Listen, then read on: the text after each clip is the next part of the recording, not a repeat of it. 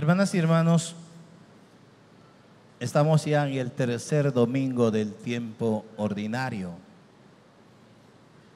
Hemos comenzado este tiempo ordinario en la que relata los acontecimientos o lo que llamamos también la vida pública de Jesús, las obras maravillosas que el Señor hace. Y en este tercer domingo el Evangelio de San Marcos obviamente nos narra ese acontecimiento de la llamada del Señor. Por eso aparece en el Evangelio esto, que Jesús llama a aquellos seguidores suyos, a aquellos amigos suyos, quienes van a estar junto a Él, quienes van a caminar y compartir la vida con Jesús. Pero sobre todo este acontecimiento es por pura gracia de ese Dios único y verdadero. Porque Dios siempre, decía yo al inicio ya, está dispuesto con su bondad y su misericordia al servicio de sus hijos. Porque Dios no quiere la condenación de sus hijos, sino la salvación. Como dice también, Dios no quiere la muerte del pecador, sino que se convierta y que viva. Esto es el propósito de Dios. Que todos nosotros aceptemos a Dios en nuestro corazón, aceptemos su gracia, su amor y que aprendamos a vivir según ella. Por eso Dios, como dice en el libro de los Hebreos, Dios habló a su pueblo de muchas maneras y formas.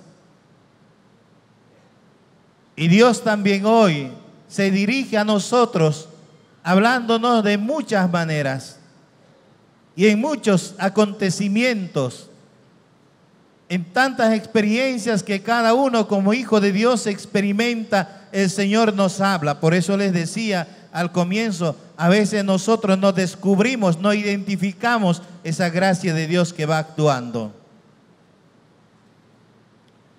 Como el propósito de Dios es salvarnos y no condenarnos, pues Dios manifiesta su amor en cada momento y por eso envía mensajeros.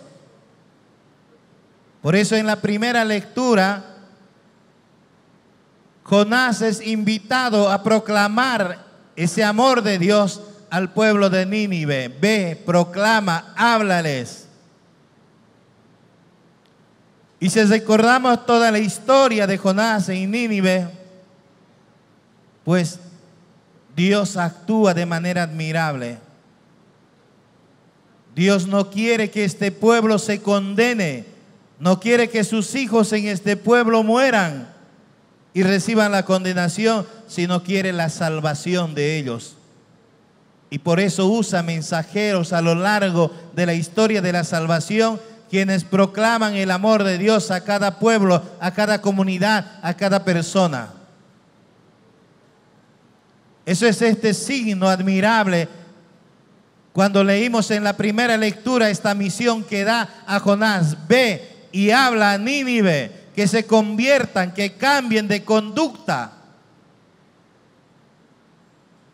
Y aparece ahí una vez más como signo de conversión, de misericordia, de preparación, 40, porque dice 40 días faltaban para que Nínive, o dentro de 40 días en Nínive sería arrebatado, sería destruido. Y en ese tiempo Jonás recibe este envío de parte de Dios. Le dice, ve a proclamar, ve a decirlos que cambien de conducta, que se conviertan. Por eso el número 40 en la Biblia simboliza la preparación. Ustedes recordarán que en otro tiempo aparece esos 40 que es tiempo de preparación. ¿Cuál es esa? Ya les he agarrado en curva. ¿Cuál es eso? A ver. ¿Ah? El cuaresma, tiempo de cuaresma. 40 días de preparación. Eso aparece, nosotros vamos a celebrar posteriormente. 40 días de preparación. Pero aquí en la primera lectura aparece, en 40 días Dios debería destruir ese pueblo.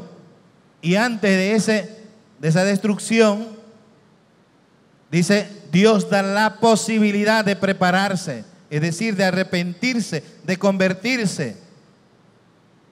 Dios siempre, por eso digo, Dios siempre ha estado en favor de su pueblo.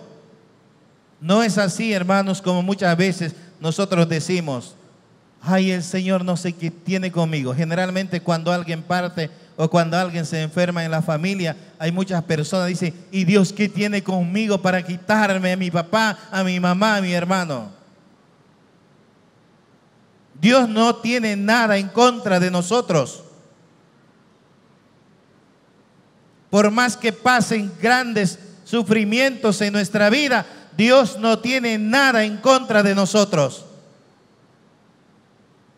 Nosotros no sabemos aprovechar la gracia de Dios, el amor de Dios.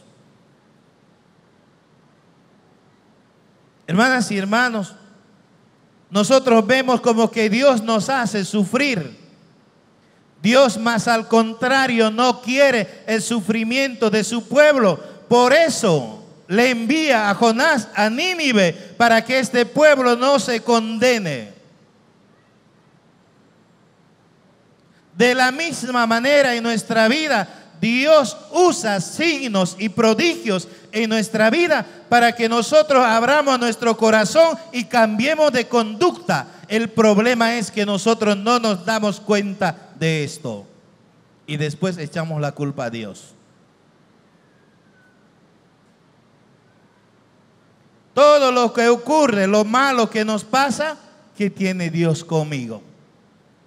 Pero todo lo bueno que ocurre en nosotros, por obra y gracia de Dios, no sabemos agradecer. Esto es nuestra situación de vida. Así somos.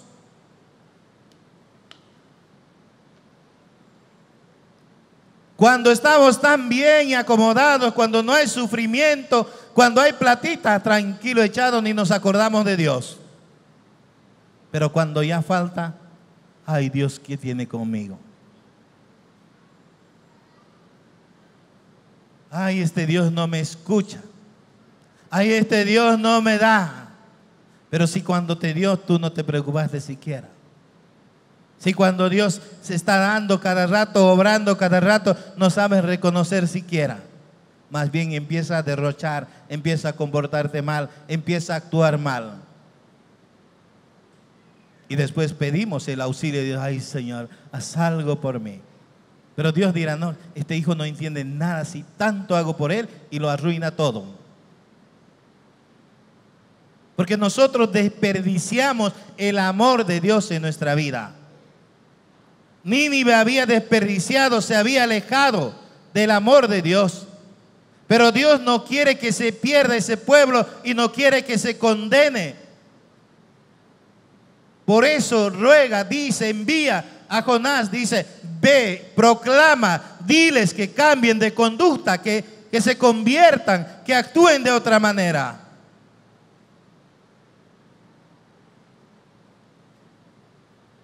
Hermanos, toda la vida que tenemos es para poder cambiar, para reconocer el amor de Dios, para cambiar nuestra vida, pero nosotros lo tomamos de otro modo. Y el Señor es lo que nos está diciendo a nosotros, es así como Nínive recibe la gracia de Dios, cada vez nosotros recibimos esa gracia de Dios por medio de su palabra o por medio de sus obras, los que son los signos, los milagros. ¿Cuántos de nosotros hemos recibido milagros de Dios? Pero a pesar de eso, no podemos afianzar nuestra lealtad, nuestra fidelidad a Dios. Y la palabra de Dios es eso, donde Dios anuncia su amor, donde Dios anuncia su misericordia. Dice el Papa Francisco hoy día puso, ¿no?, lo que decía en la munición de entrada, día de la palabra de Dios. Esa palabra que es lleno de amor, esa palabra que es lleno de misericordia, así como en el caso de la primera lectura con el pueblo de Nínive. Dios por amor envía a Jonás porque tiene misericordia y compasión de este pueblo pecador. Y esta escena se sigue repitiendo en nuestro pueblo. Dios tiene compasión y misericordia y nos permite celebrar la Santa Eucaristía en este lugar. Nos da la oportunidad de escuchar su palabra, de reflexionarlo, pero también nos da la oportunidad de poder compartir su banquete en el altar. Se parte por nosotros de nuevo y se nos da como alimento que no termina, que no tiene fin. El alimento eucarístico que sirve para la salvación de nuestras almas. Eso es la palabra de Dios, eso es la que anuncia la palabra de Dios. La transformación de nuestros corazones, reconociendo el amor, la gracia y la misericordia que Dios tiene en favor nuestro. Y por eso aparece también en la segunda lectura. ¿Qué dice la segunda lectura? Si leemos textualmente, hasta podemos tergiversar. Y algunos varones seguro se pondrían contentos al leer esta lectura. Los que tienen esposas, pórtense como si no tuvieran. Ah, caramba, hay que buscar la segundina, ¿no? Porque para todo se quiere usar la palabra de Dios. Así como a nuestros hermanos que les gusta tanto, dice como el Señor hizo milagro en Caná de Galilea. Claro, ¿no? Entonces hay que echarle nomás. ¿Qué está diciendo en la segunda lectura el Señor a su pueblo? ¿Qué es lo que quiere resaltar? Resalta lo que es duradero, lo que es eterno, lo que viene de Dios, que siempre estará por encima de todo, por encima de las cosas de la tierra. Por eso dice, ustedes compórtense como si no tuvieran, es decir, porque lo que tienen es nada delante de la grandeza del amor de Dios. Ahora, si quieren, lo ampliamos, lo contextualizamos. El Evangelio. Los que tienen autos, compórtense como si no tuvieran, no sean orgullosos. Los que tienen casa, los que tienen riqueza, compórtense como si no tuvieran, porque eso no es nada delante del amor de Dios. ¿Ya ve que es otra cosa? San Pablo está diciendo esto: no sean orgullosos con lo que tienen.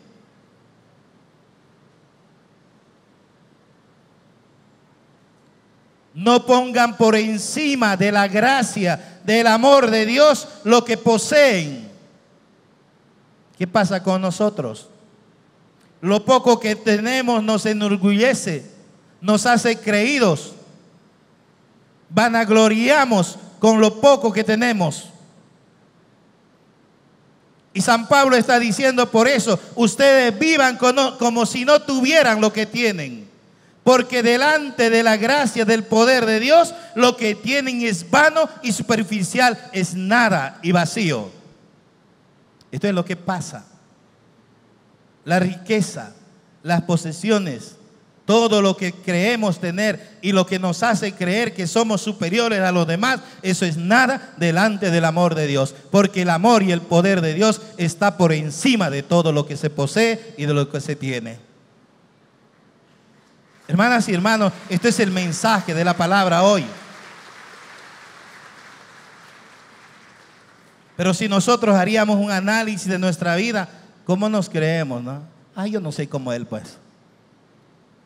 Hasta en los colegios pasa, hijito, no te metas con él porque no es como tú. Caramba, es eso. Y entonces, ¿quién será él? ¿De dónde vienen la diferencia de clases en los hijos si no son de los papás? ¿De dónde viene esa enseñanza en los niños? ¿Por qué entre los niños se marginan? ¿Por qué entre los niños se rechazan?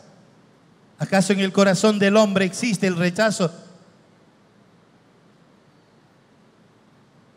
Pero si no, nosotros somos los que enseñamos. Si son los papás, porque entre ellos se menosprecian uno al otro y el chico ya sabe de menospreciar al otro. Como si valdría, como si seríamos gran cosa. Y al final de cuentas todos somos nada delante del amor de Dios. Somos nada. Porque solo es la gracia y el poder de Dios que valen y están por encima de todo en el mundo. No hay otra cosa. Yo escucho ahí las discusiones entre parejas o discusiones entre vecinos o familias. ¿Cómo es el hombre para marginar, para rechazar, para enorgullecerse, para creerse? Y muchas veces, hermanos, nos creemos de lo que no tenemos. Y no seguiré avanzando en esto. Porque si no, algunos se me van a resentir. Porque algunos nos creemos de lo que no tenemos. Y después al día siguiente lloramos.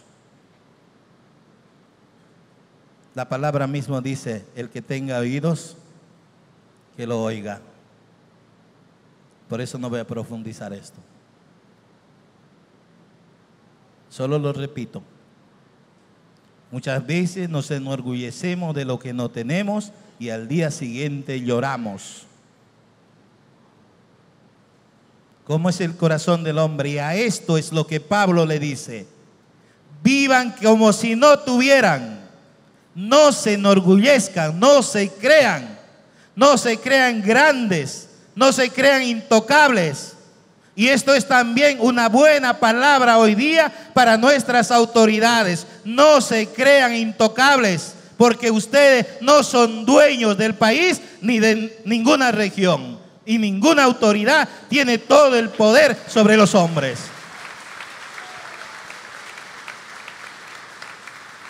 Y sin embargo, viven como si fueran dueños y hacen lo que quieren. Hermanas y hermanos, Dios es justo. Bendito sea el Señor. El obispo en Nicaragua está libre. Bendito sea el Señor, y los sacerdotes están libres. Por lo menos han dejado actuar la gracia de Dios en sus corazones y reconocer la justicia y la verdad. Se han equivocado, pero han tenido que soltar porque no hay ningún fundamento para apresarlos, para condenarlos. Porque si no, ¿para qué soltarlo? Si tienen razón para encesarlo. Pero siempre la gracia de Dios, el poder y la verdad triunfa sobre la mentira, la usurpación y la imposición. Siempre. Porque el poder de Dios está por encima de todo poderío, por más que el hombre se crea. Esto es lo que habla San Pablo. Esto es lo que enseña San Pablo a los Corintios. No se enorgullezcan. En el Evangelio aparece otra escena, ese llamado.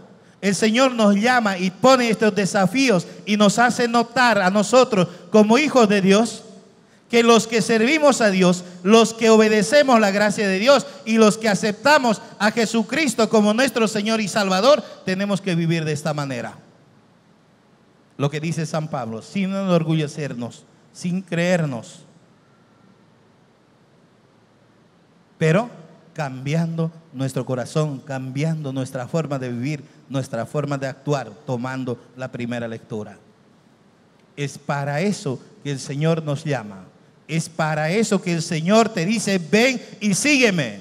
Y por eso le dice a estos 4 que les encuentra a las orillas del mar, unos echando redes y otros arreglando sus redes, vengan y síganme. que yo les haré pescadores de hombres.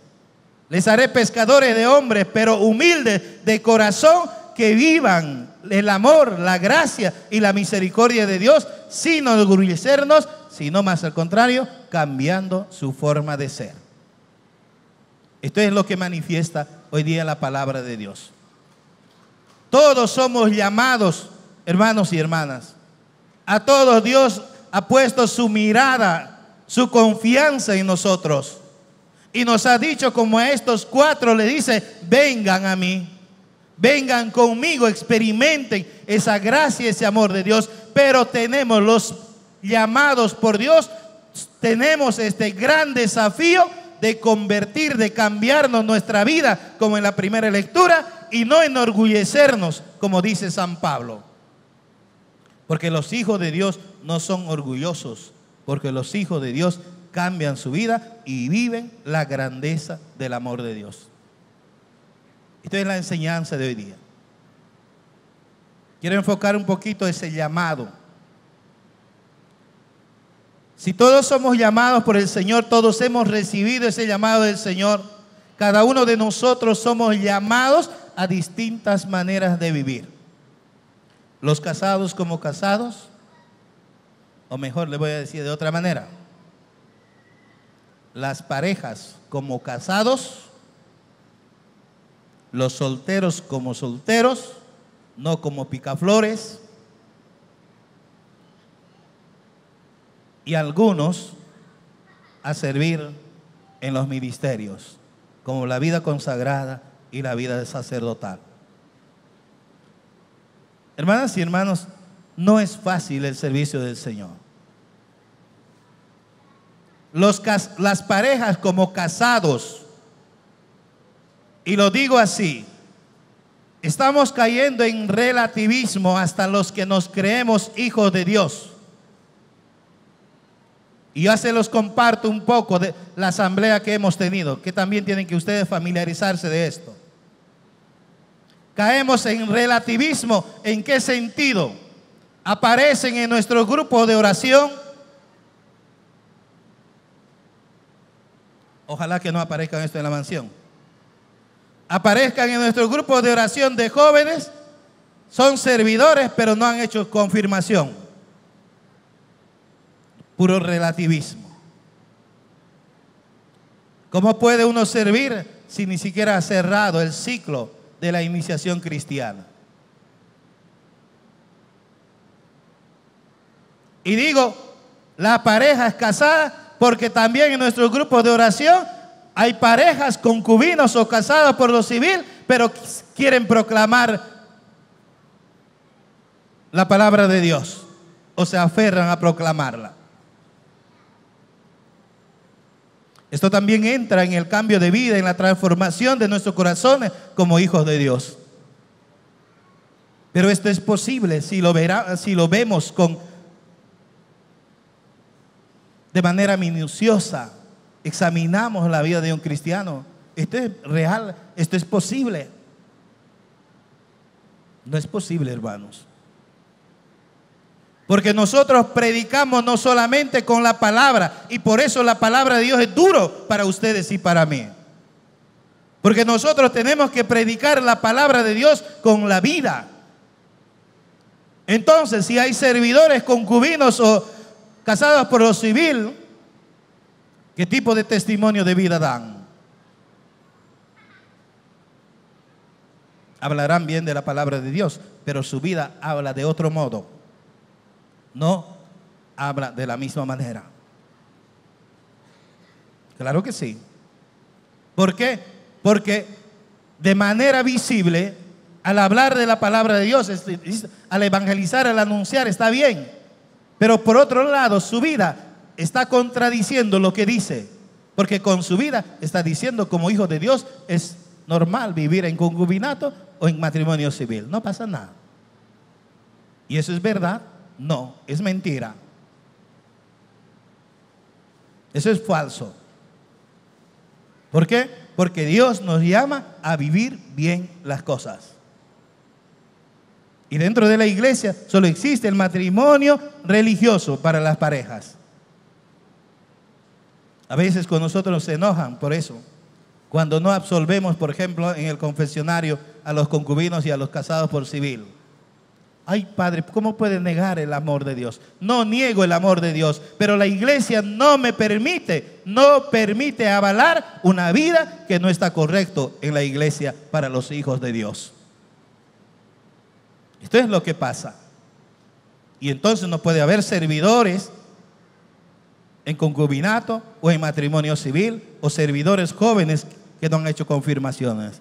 Para eso son los tiempos de preparación, y por eso tenemos que cambiar de conducta. Tenemos que saber responder a la gracia y al amor de Dios como buenos hijos de Dios. Qué duro es eso, ¿no? Ay, este padre no tiene nada de misericordia, me dicen seguro. Esos corazones están así. Pero hermanos, ¿qué les puedo decir? La primera lectura nos habla de conversión, de cambio de vida. Solamente estoy hablando de cosas prácticas que ocurren en medio de nuestra iglesia.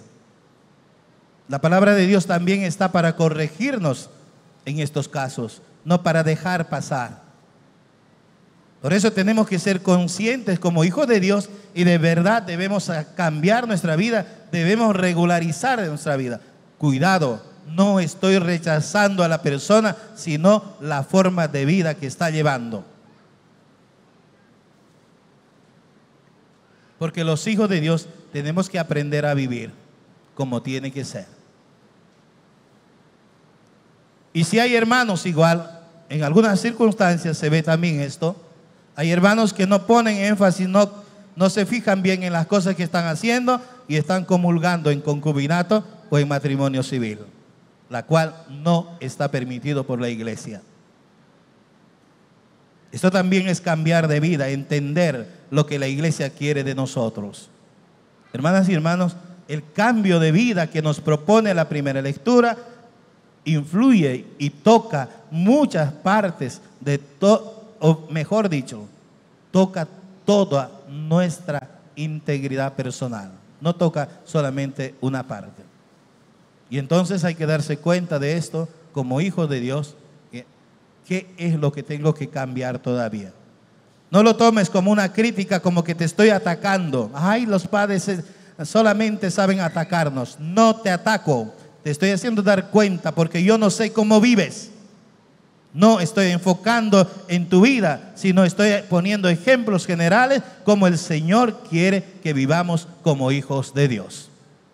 Esto es lo que trata la palabra de Dios. Repito, cierro con esto. Dios nos llama a su servicio, pero pide la conversión de nuestro corazón, de corazones, el cambio de vida en la primera lectura, y nos recomienda en la segunda lectura con la carta de San Pablo que no seamos orgullosos ni creídos con lo que tenemos, y que sepamos manejar las cosas que tenemos con humildad y sencillez.